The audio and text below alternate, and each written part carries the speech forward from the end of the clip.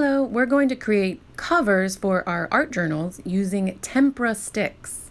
Tempera Stick kind of works like a chapstick. You take off the lid, and if there's not very much popping out of the top, you have to slowly twist the bottom. You just want to make it poke up a little bit so you can use it lightly in your work. You put the lid back on to keep it moist. Here's an example of one that is all used up to the bottom. I'm twisting and I'm twisting, and it's not going up anymore, and I can even see it's reached the end. Those need to be discarded.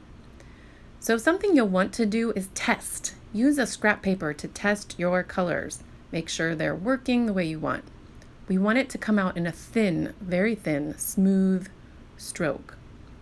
We're doing a kind of art today called intuitive art.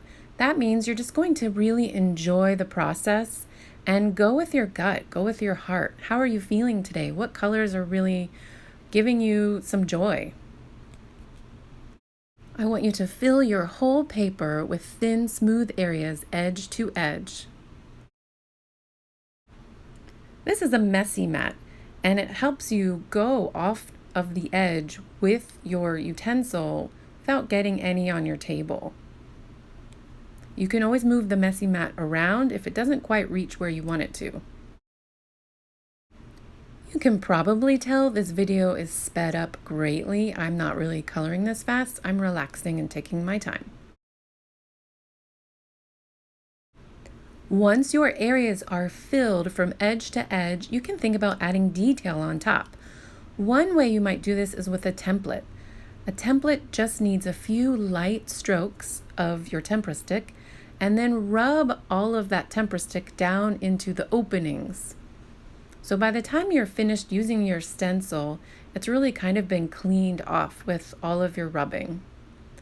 In between rubbing, you can wipe your finger with a paper towel. You can wipe the stencil with a paper towel before the tempera stick dries.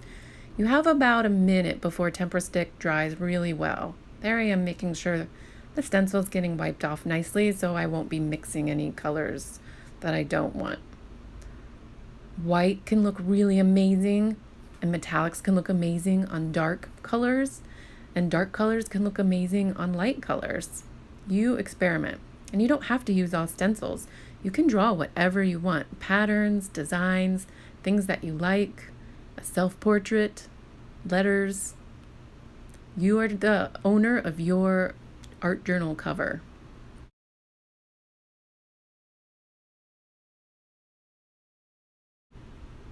It is important to not let your tempera stick get too thick because then it won't dry or it'll crack off.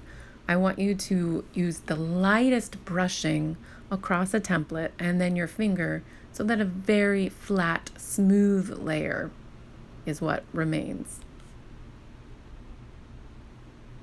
You'll be folding it in half, writing your name very clearly like a teacher on top, and then putting your class code. Here's another set of colors where I'm creating patterns. You can see there's so many directions you can go. So step 1 is filling your paper with areas of color, and step 2 is filling your paper with details on top. Remember, go very light. Don't make your paper too gunky or thick. And just be intuitive. Don't think too hard. What energy are you feeling today? Show us in your art.